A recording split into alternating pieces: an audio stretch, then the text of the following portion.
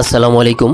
আজ আমরা অর্থনীতির সবচেয়ে কঠিন সত্য নিয়ে কথা বলবো। কিভাবে ধনী হওয়া যায় সেটা না, আমরা কথা বলবো কিভাবে গরিব না থাকা যায়। কারণ ধনী হওয়া কঠিন হতে পারে, কিন্তু গরিব না থাকা আরও কঠিন। বেশিরভাগ মানুষ মনে করে দারিদ্র মানে শুধু টাকার অভাব। তারা ভুল। দারিদ্র আপনার ব্যাংক অ্যাকাউন্টের কোনো সংখ্যা নয়। দারিদ্র হলো একটি মহাকর্ষীয় শক্তি, একটি অদৃশ্য ভাত যা আপনাকে বারবার নিচে টেনে আনে। আমি একে বলি দারিদ্রের পদার্থবিজ্ঞান। আপনি যদি বুঝতে চান কেন এত মানুষ জীবনভর একই জায়গায় আটকে থাকে, তাহলে আপনাকে রকেট সায়েন্স বুঝতে হবে। একটি রকেট যখন পৃথিবী ছাড়ার চেষ্টা করে, তখন তাকে পৃথিবীর অভিকর্ষের বিরুদ্ধে লড়তে হয়। মহাকাশে পৌঁছানোর জন্য তার দরকার হয় একটা নির্দিষ্ট গতি। একে বলে এসকেপ ভেলোসিটি। যদি রকেটটি তার 99% জ্বালানি ব্যবহার করেও সেই গতি অর্জন করতে না পারে, তাহলে কি হয় জানেন? সে চাঁদের 99% পথ পাড়ি দেয় না, সে আবার পৃথিবীতে আশ্রে পড়ে। আর মধ্যবিত্ত মানুষের জীবনও ঠিক এমন।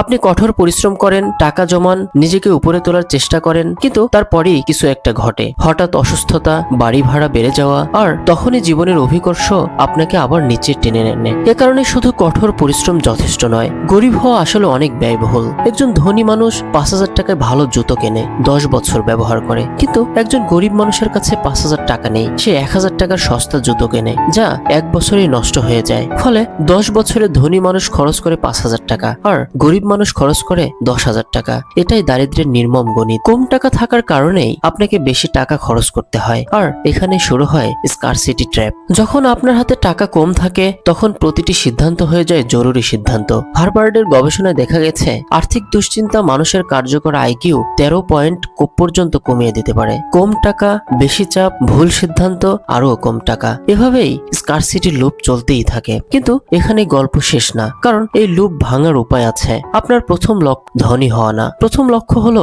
একটি বাফার তৈরি করা, একটি জরুরি তহবিল যা আপনাকে ভয় থেকে সাময়িক মুক্তি দেয়। কারণ যখন আপনার কাছে একটি বাফার থাকে, তখন ছোট সমস্যার মহাবিপদ মনে হয় না। আপনি আতঙ্ক থেকে সিদ্ধান্ত নেওয়া বন্ধ করেন, আপনি আবার ভবিষ্যৎ দেখতে শুরু করবেন। মনে রাখবেন, দারিদ্র্য শুধু পকেটের সমস্যা না, এটি মস্তিষ্কেরও যুদ্ধ।